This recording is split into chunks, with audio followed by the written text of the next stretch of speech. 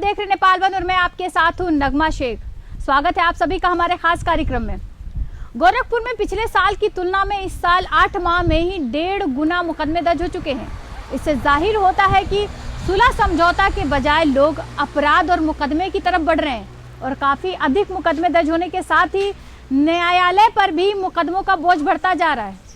गोरखपुर जिले में जनवरी 2019 से 31 दिसंबर 2019 तक कुल 4,595 मुकदमे दर्ज हुए थे, जबकि इस साल जनवरी से अगस्त तक ही 7,314 मुकदमे दर्ज हो चुके हैं।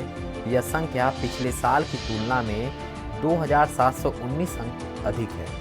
वहीं वर्ष 2018 की बात करें तो पूरे साल में 4,911 मुकदमे दर्ज हुए थे, जो इस साल 8 माह में दर्ज हुए मुकदमों से 2,403 कम है।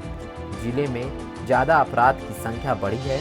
वहीं छेड़छाड़ व बलात्कार का प्रयास के मामले में भी काफ़ी बढ़ोतरी हुई है। वर्ष 2019 में बलात्कार के कुल 53 मुकदमे दर्ज हुए थे, जबकि इस साल 8 माह में ही बलात्कार के 50 मुकदमे दर्ज हो चुके हैं।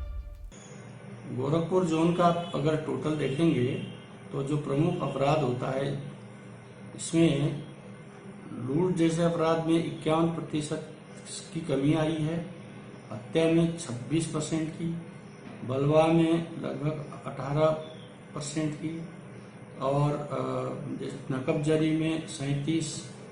इसी प्रकार वाहन चोरी वगैरह जो प्रमुख अपराध होते हैं जिसके लिए हम लोग बहुत उसमें कंसर्न रहते हैं, उसमें 54% की कमी आई है।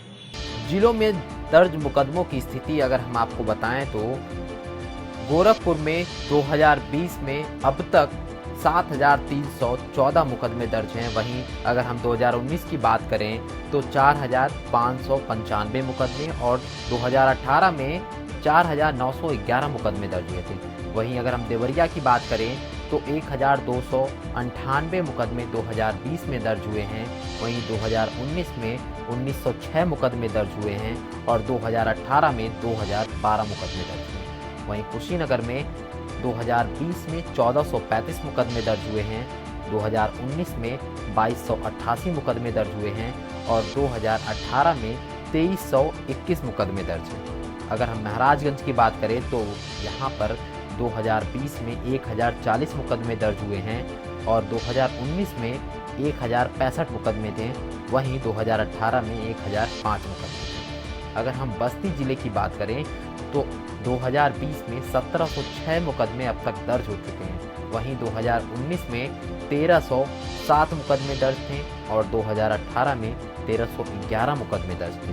वहीं संत कबीर नगर में अब तक 853 मुकदमे दर्ज हो चुके हैं, जबकि 2019 में 837 मुकदमे दर्ज थे और 2018 में 947 मुकदमे दर्ज थे।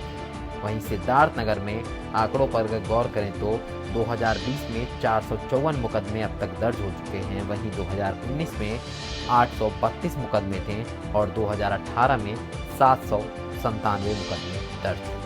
अन्य भाजपी जिसको अदर आईपीसी कहते हैं, उसमें कुछ बढ़ोतरी की है, वो हम ही लोगों ने दर्ज कराया मुकदमे हैं और कुछ उसमें भी कुछ जिलों में कुछ कम हुए कुछ ज्यादा हुए। अब गोरखपुर वास्तविक रूप से एक शहर है, बड़ी शहर है, यहाँ कुछ ज्यादा कार्रवाई हुई है 188 की और छोटी जगह पे कम हुई है, ये भी बात है। लेकिन अब ये अभी भी जो कोविड को लेकर जो 144 है अभी भी चालू है, तो इस चालू होने के नाते आगे भी इसमें उल्लंघन करते हुए कोई पाए जाएंगे तो इसमें इनका इस चालान जरूर होगा 188। मुकदमा दर्ज होने के आंकड़ों पर गौर करें तो गोरखपुर बस्ती मंडल में कुशीनगर और सिद्धार्थनगर जिले में पिछले वर्ष की तुलना में सबसे कम मुकदमे दर्ज हुए हैं, जबकि बस्ती में भी पिछले वर्ष की तुलना में इस साल तक 1.5 गुना से अधिक मुकदमे दर्ज हो चुके हैं। गोरखपुर से जगदम्बा त्रिपाठी की रिपोर्ट। शौक का कोई मूल्य नहीं होता है, ये किसी भी व्यक्ति को और किसी भी तरह का हो सकता है। ऐसे ही अलग किस्म का शौक रखने के लिए जाने जाते हैं गोरखपुर सदर निवासी पवन गुप्ता। पवन गुप्ता को बाबा की डायरी देखते समय आजादी के पहले के कुछ नोट मिले। यहीं से उनके मन में संग्रह करने की प्रेरणा मिली। उसके बाद उन पर ऐसा जुनून चढ़ा जो आज तक बरकरार है। दुर्लभ करेंसी और टिकट अपने दोस्त, साथियों, संबंधियों की मदद से इकट्ठा कर संग्रह तैयार किया। मैं बहुत छोटा था, क्लास 7 में मैं पढ़ता था और मुझे मेरे दादाजी की एक डायरी मिली।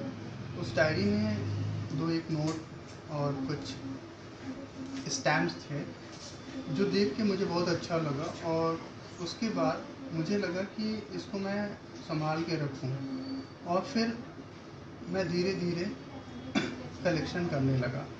और ये समय एग्जैक्ट तो नहीं बता सकता हूँ, लेकिन हाँ, मैं थोड़ा बड़ा हुआ तो ये मेरी हॉबी बन गई और मैं अभी तक लोगों से मिलता हूँ, लोगों को बताता हूँ और लोग मुझे ढूंढ करके अलग अलग देशों के नोट और सिक्के और स्टैम्प्स देते हैं।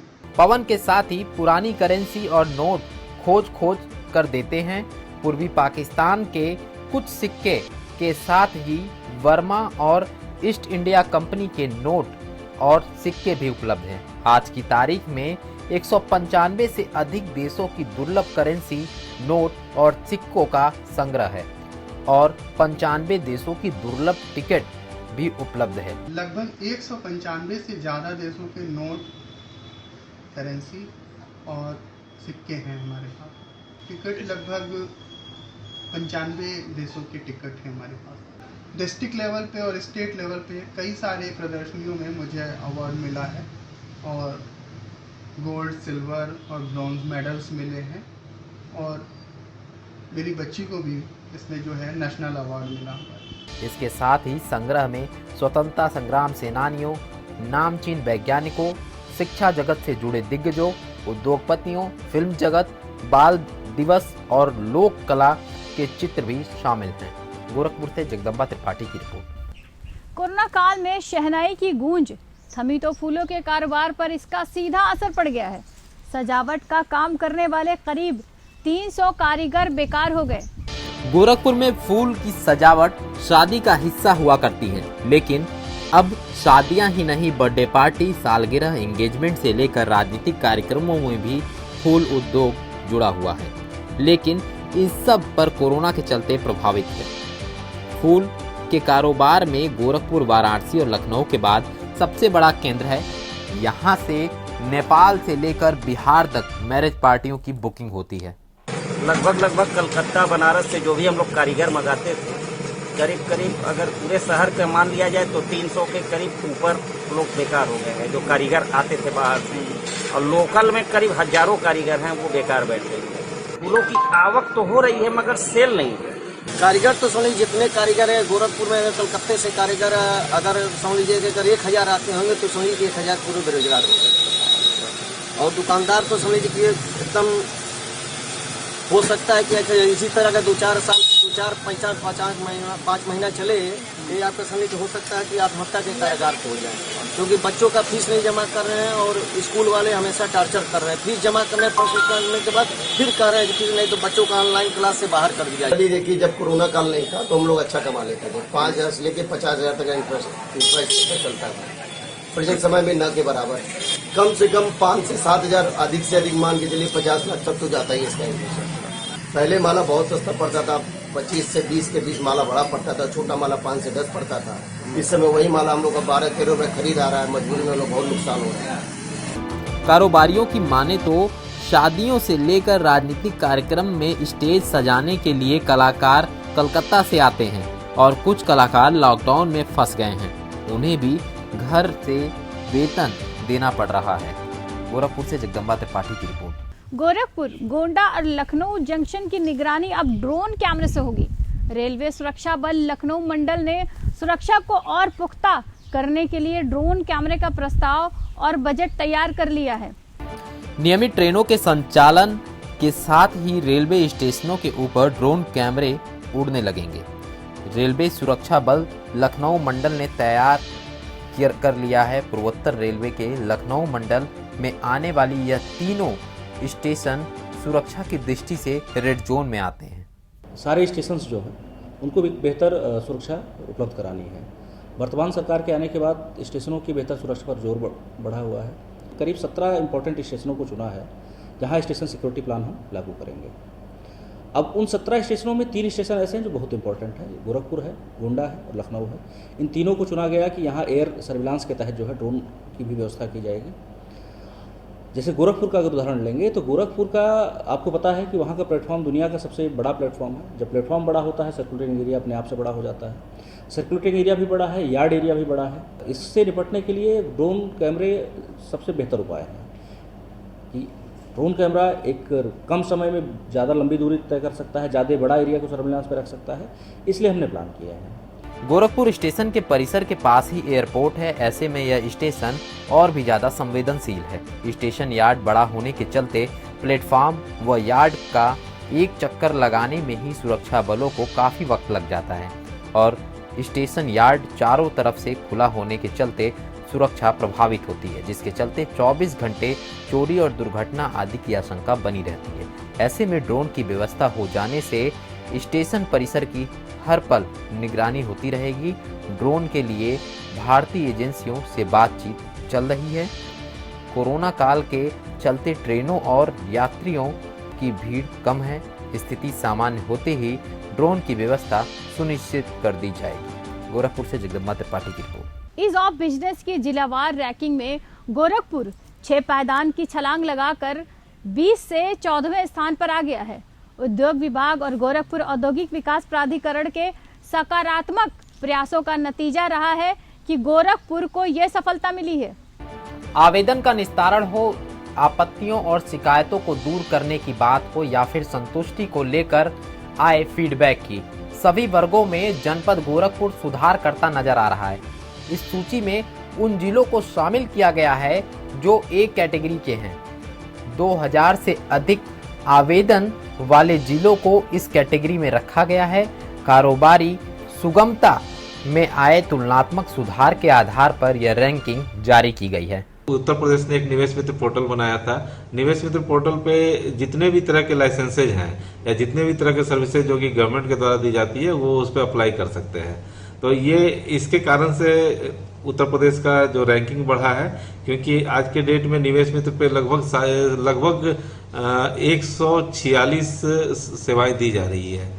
तो ऐसी स्थिति में उन उद्यमियों को काफी फायदा हो रहा है। उन्हें ज्यादा समय नहीं कार्यालय के चक्कर लगाना पड़ रहा है। जिला उद्योग केंद्र में आने वाले आवेदनों का त्वरित निस्तारण, आवेदन नो ड्यूज दिलाने के लिए उद्योग विभाग की ओर से लगातार संबंधित विभागों को पत्र लिखा जाता है। जिला उद्योग केंद्र हो या गोरखपुर औद्योगिक विकास प्राधिकरण, शिकायतों के निस्तारण पर पूरा ध्यान देने के साथ ही भूखंडों के आवंटन की प्रक्रिया को भी 1 महीने में अमली जामा पहना दिया गया। कि जो इंडस्ट्री डिपार्टमेंट है, इंडस्ट्री डिपार्टमेंट के अपने आप में भूमि आवंटन तथा कुछ लाइसेंसी है, लेकिन ये बाकी विभागों से समन्वय का कार्य करता है। जो ये कार्य जो है धरातल पर भी हो रहा है और लोग इससे संतुष्ट हैं। हमारा प्रयास है कि हम इसे और आगे ले जाएंगे। गीडा जो है ये इस उद्यमियों की सहायता के लिए तत्पर है। पहले की तुलना में गोरखपुर में उद्यमी बिजली विभाग, प्रदूषण नियंत्रण विभाग, बैंक या किसी अन्य विभाग में काम करने का तरीका बदला है, जिसके सकारात्मक परिणाम सामने हैं। गोरखपुर से जगदम्बा त्रिपाठी की रिपोर्ट। वाहनों का नंबर लिखवाने में किसी तरह की कलाकारी कराना आप पर भारी पड़ेगा। मानक के विपरीत नंबर प्लेट लगवाना या उस पर अंक लिखवाने पर भारी जुर्माना अदा करना होगा। यातायात पुलिस ने गोरखपुर में आदेश पर अमल शुरू कर दिया है। नंबर प्लेट के अलावा यातायात के नियमों का उल्लंघन करने पर भी भारी जुर्माने का प्रावधान किया गया है। नंबर प्लेट के लिए मानक निर्धारित किए गए हैं। नए नियम में गाड़ी खरीदते समय ही हाई सिक्योरिटी नंबर प्लेट दिए जाते हैं, लेकिन पुरानी गाड़ियों में लोग मनमाने ढंग से नंबर लिखवा लेते थे। कई वाहनों पर तो नंबर को इस तरह से लिखा जाता है कि देखने में वो शब्द दिखता है, जिससे भ्रम पैदा होता है। कई लोग अंक और अक्षर को आड़ा तिरछा लिखवा देते हैं, जिसकी वजह से पढ़ना आसान नहीं होता है। शासन का स्पष्ट निर्देश रहा है कि वाहन पर आगे और पीछे स्पष्ट अंकों में नंबर प्लेट अंकित होनी चाहिए। नंबर प्लेट के अतिरिक्त उसमें और कोई चीज़ अंकित नहीं होनी चाहिए नंबर प्लेट पर। कई लोग कुछ उसमें लिखाए रहते हैं, कुछ पद नाम लिखाए रहते हैं, कुछ अन्य चीज़ें लिखाए रहते हैं। तो ये सब गलत है, ये सब नहीं होना चाहिए। केवल वाहन का रजिस्ट्रेशन नंबर ही उसमें अंकित होना चाहिए। पार्किंग के नियमों का उल्लंघन करने पर 500 रुपए का जुर्माना लगेगा। वहीं गाड़ी का मॉडल में परिवर्तन कराने पर प्रत्येक बदलाव पर 5000 रुपए का जुर्माना लिया जाएगा।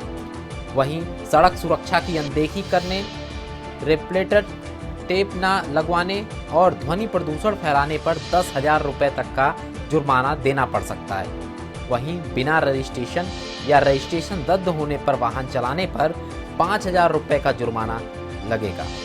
वैध कागजात के अभाव में वाहन चलाने पर भी 5,000 रुपए का जुर्माना लगेगा। वहीं रजिस्ट्रेशन नंबर स्पष्ट न होने पर भी 5,000 रुपए वसूले जाएंगे। दूसरे वाहन का रजिस्ट्रेशन नंबर का इस्तेमाल करने पर 5,000 रुपए का जुर्माना लगेगा। बिना परमिट के वाहन चलाने पर 10,000 रुपए वसूले जाएंगे। वहीं सीट बेल्ट ना बांधने पर 1,000 रुपए का जुर्माना लगेगा। बाइक पर 3 सवारी ले जाने पर भी 1,000 रुपए का जुर्माना वसूला जाएगा। हेलमेट पहने बिना बाइक चलाने पर 1,000 रुपए का जुर्माना लगाया गया है। वहीं एम्बुलेंस का रास्ता रोकने पर 10,000 रुपए का जुर्माना लगेगा और अनावश्यक रूप से हॉर्न बजाने पर भी 1,000 रुपए का जुर्माना वसूला जाएगा। ये पब्लिक के लिए है, उनकी रक्षा के लिए है और इसका अनुपालन हम लोग सुरक्षित करा रहे हैं। अभी भी कुछ लोग बिना हेलमेट के वाहन चला रहे हैं तो हम लोग रोक करके उनको और चालान की कार्रवाई कर रहे हैं।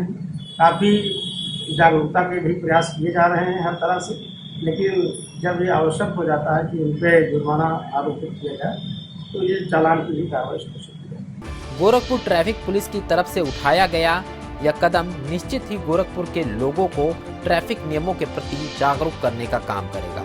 गोरखपुर से जगदम्बा त्रिपाठी की रिपोर्ट। छोटी सी मुसीबत से जो घबरा जाए वो अनाड़ी होता है, हार को भी सामने देखकर जो लड़ जाए वो खिलाड़ी होता है। ये लाइनें गोरखपुर के 17 साल के हैंडबॉल प्लेयर कार्तिक यादव पर सटीक बैठती हैं, जो आर्थिक परेशानियों की वजह से छोटी सी उम्र में साइकिल मोटरसाइकिल का पंचर बनाते हैं। काम से टाइम निकालकर डेली कार्तिक रीजनल स्टेडियम में अपने सपने को पूरा करने के लिए हैंडबॉल की भी प्रैक्टिस करते हैं। खेलने की उम्र में पिता का साया उठ गया। 4 बहनें और मां की भी जिम्मेदारियां कार्तिक के कंधे पर आ गई, लेकिन कार्तिक के कंधे इतने कमजोर नहीं थे। वे बिना घबराए घर की जिम्मेदारियों के साथ ही हैंडबॉल में भी अपना जोर आजमाते रहे। कार्तिक अच्छे गेम की बदौलत यूपी सब जूनियर टीम से 3 बार नेशनल खेल चुके हैं, लेकिन घर की आर्थिक परेशानियों की वजह से छोटी सी उम्र से साइकिल मोटरसाइकिल का पंचर बनाते हैं। जैसे कि मैं हैंडबॉल खेलता हूँ, एक खिलाड़ी भी हूँ। विगत 5-6 वर्षों से खेल रहा हूँ और मैं नेशनल भी खेल चुका हूँ। यूपी के लिए कब खेले थे? यूपी 2017 में खेले थे। एक भारत श्रेणी टूर्नामेंट हुआ था जिसमें कि लखनऊ में एडी सिंह बाबू स्टेडियम में, वहाँ पर भी खेले हैं। तमिलनाडु में क्या खेले हैं? नगरकोल में सब जूनियर स्टेट नेशनल खेले हैं। सब जूनियर नेशनल खेले हैं। एक और अच्छा प्लेयर बनना चाहता हूँ जो देश का नाम रोशन करे। काम से टाइम निकालकर ही डेली कार्तिक रीजनल स्टेडियम में अपने सपने को पूरा करने के लिए हैंडबॉल की भी प्रैक्टिस करते हैं। 11 साल पहले पिता का साथ छूटा। गोरखपुर के दुर्गाबाड़ी चौराहे पर किराए के मकान में रहते हैं। 6 साल के थे तब उनके पिता की बीमारी से मौत हो गई। खेलने की उम्र में ही कार्तिक घर की परेशानियों से घिर गए, लेकिन हिम्मत नहीं हारी। कार्तिक दुर्गाबाड़ी चौराहे पर स्थित नरसिंह मंदिर के बगल में पंचर की दुकान खोली है। पढ़ाई के साथ ही अपने गेम पर भी ध्यान देते हैं। इसी बीच अपनी एक बहन की शादी भी कर दी।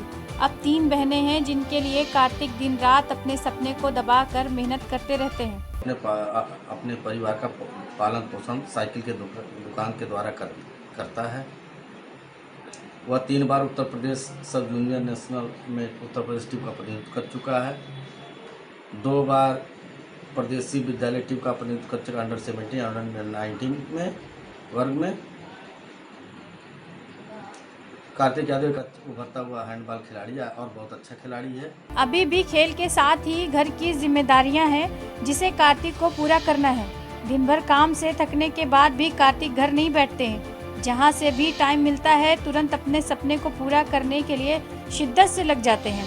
कोच कार्तिक को कहीं भी कोई खिलाड़ी कमजोर पड़ता है तो वहां लगा देते हैं।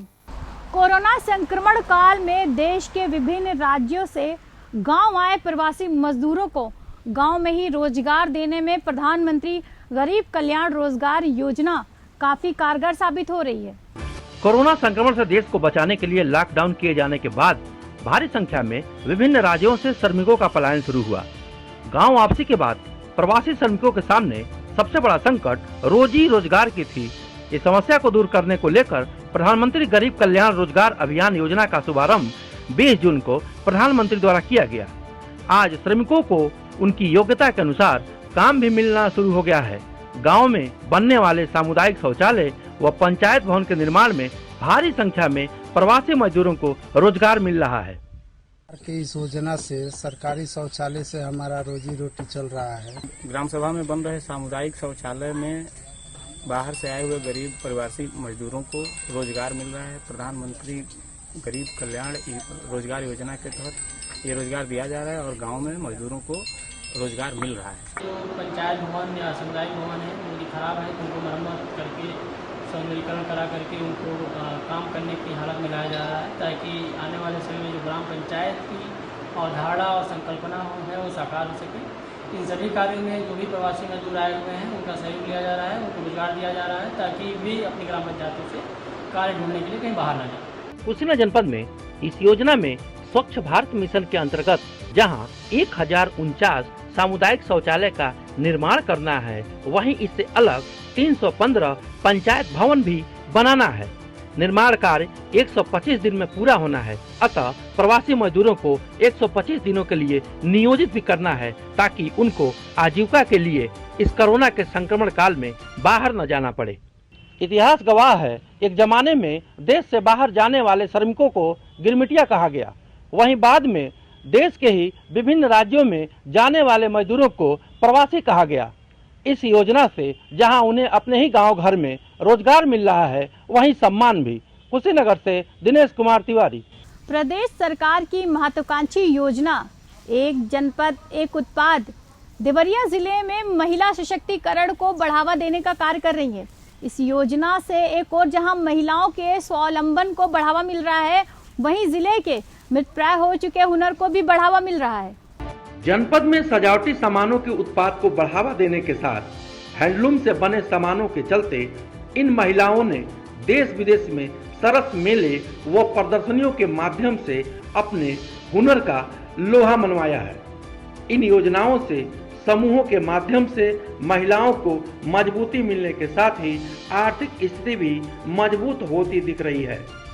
हम लोगों के पूरे समूह में अभी NRLA में तो 72,000 महिलाएं हैं, लेकिन हम लोग 5 से 6,000 महिलाओं के साथ जुड़े हुए हैं, जो हर चीज़ में हम लोग एक साथ मार्केटिंग से लेके सामान बनाने तक में हम लोग एक दूसरे की मदद करें। जागृति इंटरप्राइज नेटवर्क के माध्यम से इस योजना में 5,000 महिलाओं को एक सशक्त प्लेटफॉर्म मिला है। सरस एम्पोरियम में महिलाओं को समूहों के माध्यम से जुड़कर अपने उत्पादों को प्रदर्शित करने का अवसर भी प्रदान हुआ है। महिलाओं को जो इसमें बहुत ज़्यादा दिन से जुड़ी हैं, उनका लोन मतलब वो कराया गया, सेंक्शन कराया गया है, और उनको अपने अपने मतलब घर में या जहाँ भी दुकानें लेके उनको ये कहा गया है कि वो लोग अपने प्रोडक्ट को बनाएं, साथ में और महिलाओं को रखें जिनको बढ़ावा दें कि मतलब वो अपना काम करके हम लोग के साथ मिलके। एक जनपद एक उत्पाद योजना के तहत बैंकों द्वारा जहां आसान ब्याज पर ऋण उपलब्ध कराए जा रहे हैं, वहीं सजावटी सामानों के साथ साथ जनपद की पुरानी हुनरबाजी को भी पुनर्जीवन मिला है। एक जनपद एक उत्पाद अंतर्गत सिलाई कढ़ाई बुनाई एवं रेडीमेड गारमेंट्स को इंक्लूड किया गया। इस ढंग से देवरिया जनपद के लिए एक जनपद एक उत्पाद योजना अंतर्गत यहाँ का उत्पादन डेकोरेटिव आइटम के साथ साथ सिलाई कढ़ाई बुनाई एवं रेडीमेड गारमेंट्स भी हो गया है। अब हम लोग इन उत्पादों पर इनसे जुड़े इंडस्ट्री सेक्टर, सर्विस सेक्टर एवं बिजनेस सेक्टर के बढ़ावा के लिए प्रयास करेंगे। इस योजना के तहत 53 महिलाओं को जहां रोजगार मिला है और 78 लाख रुपए की सब्सिडी प्रदान की गई है। साथ ही 200 लक्ष्य के तहत 100 कढ़ाई बुनाई, 50 सजावटी सामान व 50 रेडीमेड गारमेंट्स का चयन किया गया है, जिसमें 200 लोगों को प्रशिक्षण कराया जा रहा है। देवरिया से प्रेम त्रिपाठी की रिपोर्ट। हमारी खास पेशकश में आज बस इतना ही। अगले हफ्ते आपसे फिर होगी मुलाकात, तब तक के लिए नमस्कार।